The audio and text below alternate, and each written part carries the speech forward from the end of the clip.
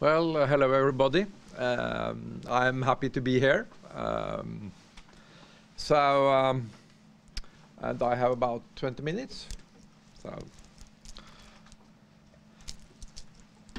So first a little bit about this study, because it was something that was commissioned by Jon Erik Dølvik and Jon Hippe at FAFO. They were interested in something on innovation and innovation policy in the Nordic area, and I was happy to go along with that. But I think it's correct to say, as Jon Erik stressed, that the resources for this project was quite limited. So we had to find something that it was possible to do within very, very strict budgetary limits. So that meant that I suggested that we should try to do two things. First of all, compare the Nordic countries in terms of innovation and innovation performance with publicly available data. And then I wanted to use, as far as possible, data from the Community Innovation Survey, because that is an original and interesting data source on that subject. And the second thing was to do a comparative analysis of the development of innovation policies in the Nordic area in historical perspective. Again, based on published sources, which presented us with a problem, because there is no previous study of this kind that looked at innovation policies in the Nordic area. Neither are there studies of all Nordic countries that we could base the analysis on. So that was a problem. There are OECD studies of innovation policy and development of innovation system in Sweden from 2013. There is one on Norway from 2007 or 2008. So we could build on these. There is some other literature. There is a big evaluation of the Finnish innovation system some years back. So we could build on that in two impressive volumes. And then on Denmark, there is nothing. So there we have to dig really deep. Unfortunately, it was not possible to extend this analysis to Iceland. That would have been interesting to do, but with available resources, that was not possible. Nor was it possible to go out in the field and check whether what was in the literature, what you could find from the written sources, really covered the reality.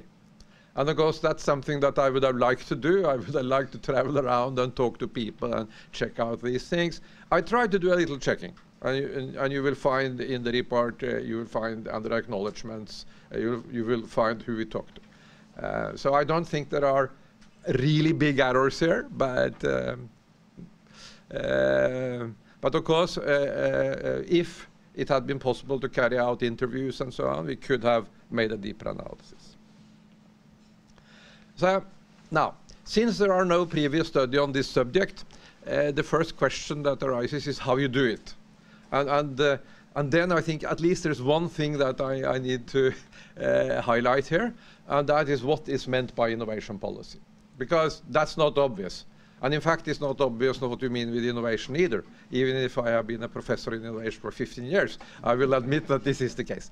So, but it's even worse with the term innovation policy, because it came later, and really it became widely used only in the 90s and towards the end of the 90s, actually. So that does mean that innovation policy is a very new phenomenon, that there didn't exist innovation policies before. Well, that depends on how you look at it. How you define it. And then there are two definitions that are around in the literature. And one is very much due to Charles Edqvist in Sweden. That is that innovation policies are all policies that affect innovation in a non-trivial way. And the other possible definition, which is probably closer to what, for example, people in ministries and in the political sphere and so on used to think of, is that innovation policies are policies created with the explicit intent of affecting innovation. Now, these definitions are different. Because of course the latter is only something you can do after you have invented the term innovation policy. But the former is something that probably has gone on for a century or even more. Because innovation is obviously not a new phenomenon. It's not something that suddenly occurred during the 1990s. And the selection of the approach here should, in my view, be based on why we are interested in innovation policies. And we are not interested in innovation policies, I will argue, or most people are not interested in innovation policies because it's a new and fancy phenomenon, but they are interested in innovation policy because it has effects. It has effects on innovation, and innovation is assumed to have an effect on economy, welfare, and so on. That's why we are interested in this topic. And that means that a broad approach both to the phenomenon of innovation, including not only new gadgets, but also how these are created and how they are subsequently diffused and used in the economic and social system. That's what is of most interest, because this is what has economic effects. The creation of new things, ideas, and so on, they do not immediately have economic effects. What have economic effects are when these things are used. And so it is not meaningful to have an innovation policy that excludes the application and spread of innovations from perspective and the analysis. That has to be included from the very start. So the most relevant perspective on innovation policy, I will argue, is what we can call a double broad perspective. We need a broad definition of innovation, and we need a broad definition of policies. That is that we should include all policies that affect innovation, independent of whether they are called innovation policies or not. So, and I think that the relevance of this comes immediately to mind. For example, if you go beyond the Nordic area, look at the United States, for example, then you will find out that the policies that have had the most effect on innovation is not something that is called innovation policy, because that hardly exists. But it's things like defense policy, health policy, and so on. And it's quite likely that the situation here in the Nordic area actually is comparable. Now, this is very challenging to do. And in this study, we are trying to do it, but it also means that we cannot go further in that direction than the sources that we build on have done. So. But really, this means that you have to, if applying this perspective is kind of revolutionary for a social scientist, because it means that you have to rewrite history from scratch. So, a little bit about the first part of this project, the comparative analysis based on data.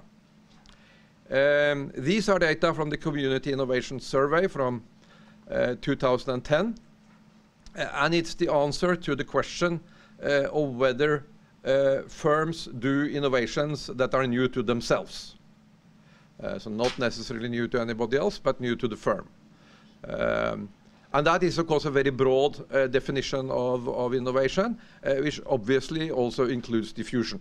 I mean, the activity of the firm in taking up ideas, activities that are also pursued by other firms in forehand. But from an economic point of view, this is, of course, extremely relevant. And as you can see here, all the Nordic countries, except Norway, are above the European average. And Germany is the European champion in innovation by this definition, with more than 80% of the firms reporting that they innovate in this broad sense. So the average is around 50% for Europe as a whole. This is a more narrow concept of innovation. We have called it radical innovators here. it is the answer to the question in the innovation survey of whether firms have done something that is new to the market. Obviously a more narrow definition, not only new to themselves, but also new to the market. And as you can see, on average, only 15% of European firms report that they do innovation in this more strict sense of the word. And you can also see that the variation, the dispersion around the mean here, becomes much larger. So that the countries with lower economic and technological development in the European area tends to lag much more behind on this indicator than the previous broader one that we looked at. But we do see that the Nordic countries, particularly Finland, Sweden, and Denmark, again are well above the European average, while Norway, again, is a little bit below the European average. So this is not good for a Norwegian. Here we have a more conventional measure. This is not innovation, but it is an important part of the innovation process, R&D. Now, it's important to remember that, of course, that not all R&D is intended to affect innovation, and not all innovation depend on R&D, but on average for a country, there is a close correlation. And again, what you see here is that 3 Nordic countries, that is Finland, Sweden, and Denmark, are at the very top here, together with Germany. And again, you will find Norway further down the list, together with Anglo-Saxon countries, Portugal, the Czech Republic, and so on. You can also see that the blue area here, which is the part of R&D that is financed by business, is what really makes a difference. So the reason why countries differ in terms of R&D as a percent of GDP is not that governments devote so much more or less money to the phenomenon. That tends to be about the same, around 1%, a little bit less. The reason is that businesses in different countries, firms in different countries, devote more or less money to R&D from their own resources. Finally, from the innovation survey, we have an indicator on innovation cooperation. And this is, of course, very important from an innovation system concept, because innovation is not only about what happens inside firm, but it's also about their ability to interact with others, sources of knowledge and innovation in the system. Here you can see that by this definition, so this is the average of all external forms of cooperation. There are many different forms, and this is the average of them. You can see that Finland is the European champion on innovation cooperation by far, by a big amount. But also Sweden and Denmark are relatively high up, consistent with the other indicators we have looked at. And again, Norway is more average. Venture capital, we are now coming to indicators that reflect more the working of the innovation system and not the output of the innovation system. Venture capital, I suppose you know what it is. It's support of capital to firms that are not listed on the stock exchange. So mostly smaller and newer firms. And it's a small source of total finance, but it's often assumed to be important for innovation. Again, you can see that the Nordic countries tend to compare favorably with other European countries along this dimension. And this particularly goes for Sweden, Finland, Denmark, and Norway, again, more average.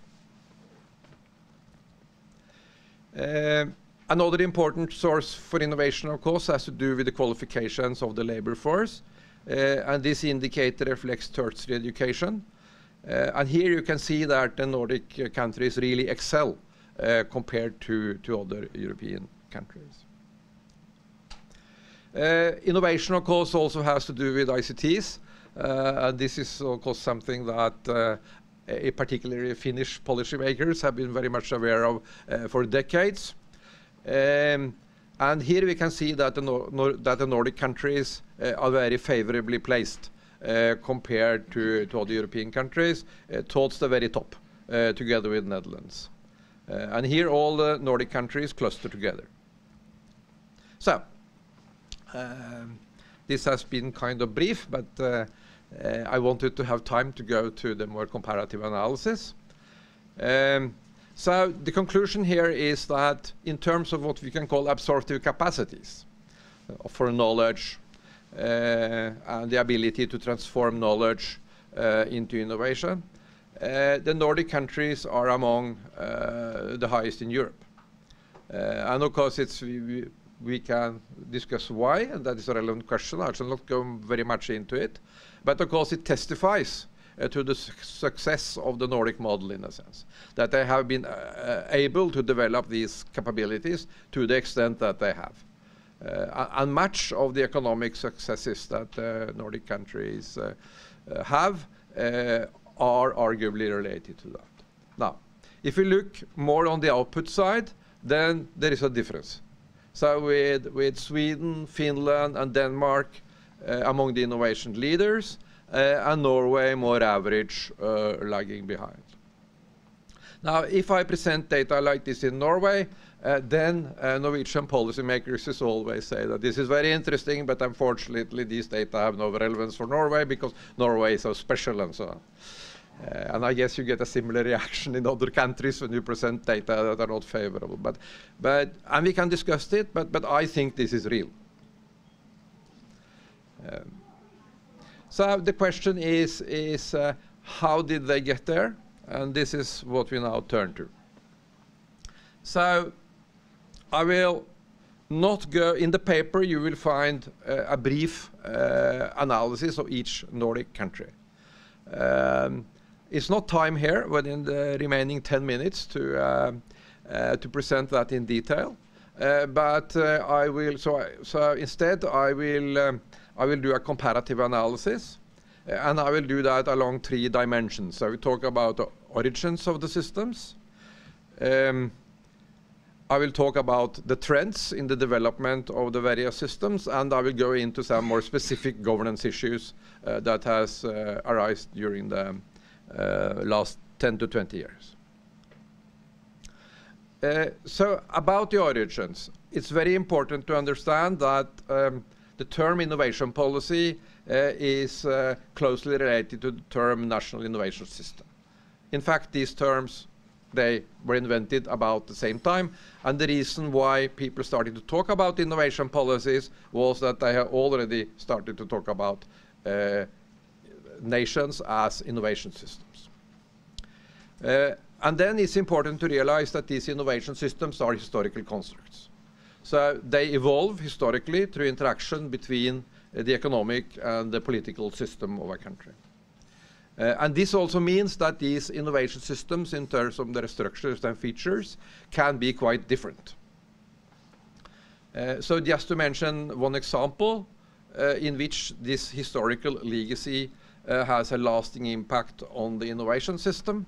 I could have mentioned many, and in the paper there are more of it, but Sweden and Denmark were strong nation states several centuries ago, and they developed strong universities to support these nation states. And as a consequence, these countries has developed into university-centered systems. And this continued to be the case today. Universities play a very important role in the innovation system. While Finland and Norway, that for historical reasons did not develop strong nation states, they did not develop strong university systems. And what instead happened both in Finland and Norway was that public research organizations, research institutes outside the university sector developed in interaction with key actors in the economy, being industries or ministries or so. And this is still the situation today. And similar institutions do not exist in Sweden and Denmark. So in Finland you have VTT, that on its website prides itself for being the biggest applied research institute in Northern Europe. And you have a similar institute in Norway, SINTEF, with 2,000 employees. And these receive ample public support. And in Norway, in fact, this sector, the institute sector, they get more money from the research councils than the universities do. So this is an example of a structural difference in the innovation system and also then in the innovation policies. That is difficult to understand if you don't have a historical and evolutionary perspective. And indeed, when experts come in, and you can read this out of the evaluation of the Finnish innovation system carried out by international experts, they are kind of surprised. They don't understand this because they lack this historical evolutionary perspective. But there is no reason to believe that even if these systems are structurally different, that they cannot be equally efficient. So different structural configurations can all be efficient. So it's not meaningful to look at innovation systems and say that they should be structurally equivalent. That because some country differ from another country for historical reason, that should try to adapt another structural or institutional set of characteristics. That's not meaningful. What you have to look at is what effects this have on innovation activity and on the output of that innovation activity. So a little bit about the trends. Then it's a question of how far back you should go. And in the paper, for some countries, I'm back in the 1700s. But for the purpose of this presentation, I will focus on the post-war period. And then we can distinguish between some different phases. So we have an early phase in the early post-war period. And that is when governments, not only in the Nordic area, but all over Europe and the Western world, starts to realize that R&D is important for economic development, that things like science policy, research policy, and so on are important and relevant policies areas. And they create separate new organizations for this purpose, mainly research councils. So, for example, Sweden gets its first research council in 1940. That is a technical research council. Finland gets its first research council more than 20 years later. That is the Academy of Finland, which is a general research council. And within this period, all the Nordic countries get research councils. In several countries, this develops in an evolutionary fashion in which new actors within the government and the private sector comes in and demand specific research councils for their own sector. So, for example, in Sweden and Norway and Denmark, you get a set of different research councils and actors, which means that this system became rather fragmented.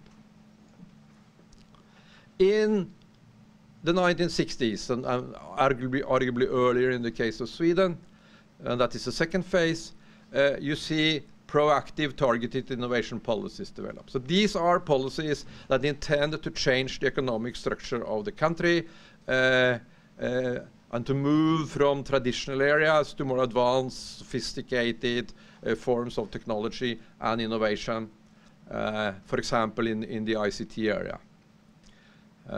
So this happened in Sweden in the 1960s, and their interaction between the large advanced Swedish firms and the public sector was very important.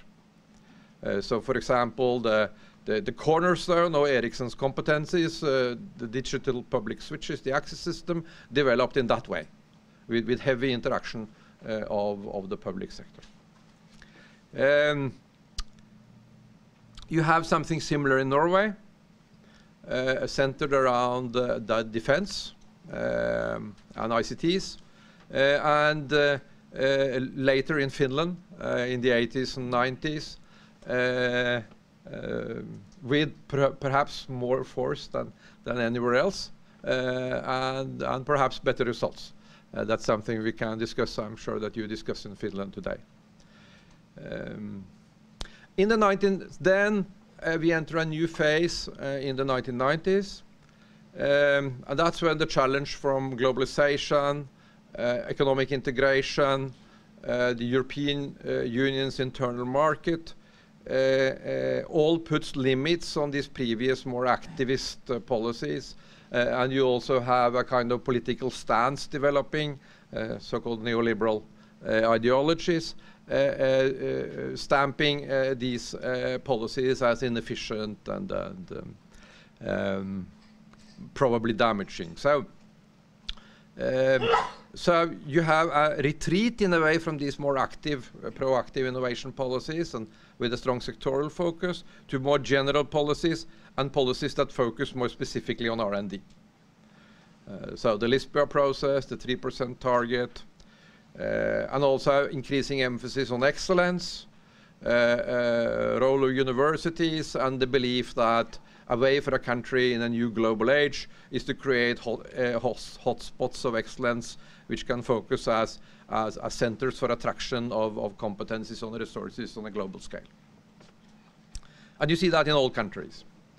And finally, we have, during the last 10 years or so, we have a broadening of the agenda. People start to talk about new things. Maybe innovation is not only high-tech or ICT. Maybe it's something that is relevant for the entire economy. Also in so-called low-tech industries. Maybe it's also relevant for social development more broadly. Maybe it can be a policy that can be used to deal with grand challenges, such as aging, such as climate, and so on. I don't think that any Nordic countries has come very far in that direction, but they are all talking about it. And it's interesting for us, some researchers, to see and participate in discussions about how this can possibly be turned into realities. But you see this, for example, in the Finnish innovation strategy and the Swedish innovation strategy, that these are this is the direction that in which policymakers want to go, but I don't think they know how they should do it. So, moving now to governance in my last 3 minutes, 5 minutes? 3 minutes. Okay.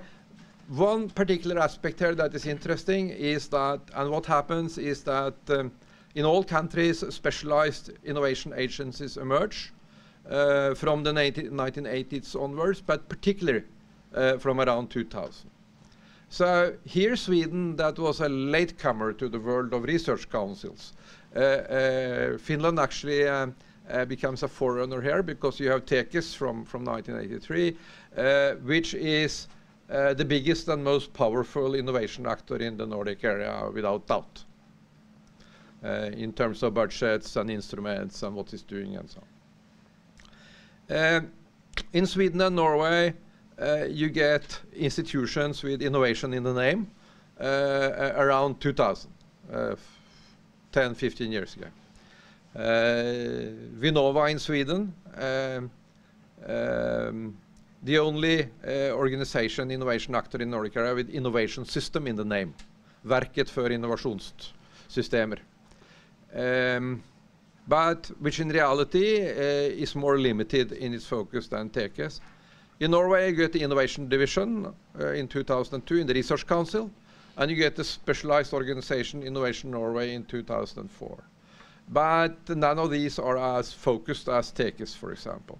In Denmark, this come much later, but now but you start to get institutions with innovation in the name in the early 2000s, and you have a lot of them, and then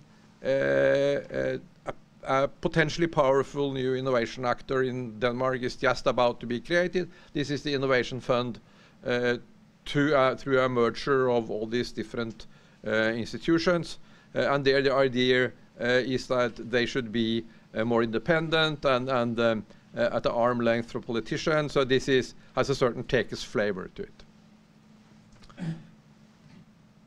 So finally, and since my time is out, I will just point to something that is very interesting and relevant, and his Finnish experience is very central.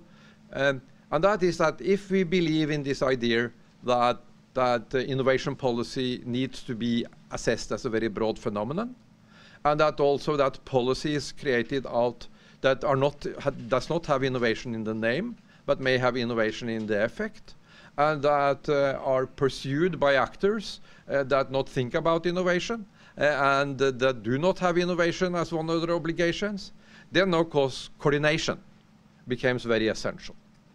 And this has to do with a phenomenon which focus very strongly in innovation theory, and that is that for innovation to succeed, it's not enough to have, say, knowledge or resources or skills, but you need to have all of these things. So there is the different resources that go into successful innovation are complementary. And since different type of policies carried out by different types of actors affect different types of resources and capabilities, it also means that you have to take all of them into account if you want to create an effective policy. So coordination of policy has been a long-standing challenge in this area. And for example, in Denmark, they have struggled with this for many decades, especially in the terms of research. And they are just now beginning to come into something that is more coordinated.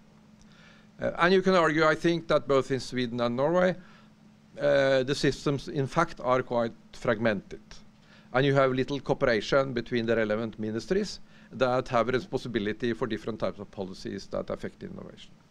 And for example, the OECD evaluation of Swedish innovation policy, it points out that not even the ministry that they thought should have responsibility for innovation, which is the Ministry for Industry and Energy and Communications, has listed innovation as one of its most important responsibilities on its website.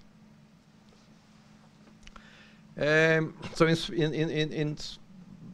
in spite of the fact that you have a number of institutions or organizations that belong to different ministries that have innovation in the name and innovation as one of their stated aims, you have little coordination on the political level of these policies. And of course, here Finland is different, because Finland has had coordination of these policies in the council that is led by the Prime Minister, for a decade or even more. So Finland is the only country in the Nordic area that really has tried to create an effective organizational scheme for tackling this coordination problem. And here Finnish experience is very interesting. And I then just note that Reijo Miitinen, in a recent book that came out this year, means that there is a little too much of it, and that it conflicts with the idea of democratic governments and broad societal participation and so on. And that is an interesting aspect. Okay, thank you.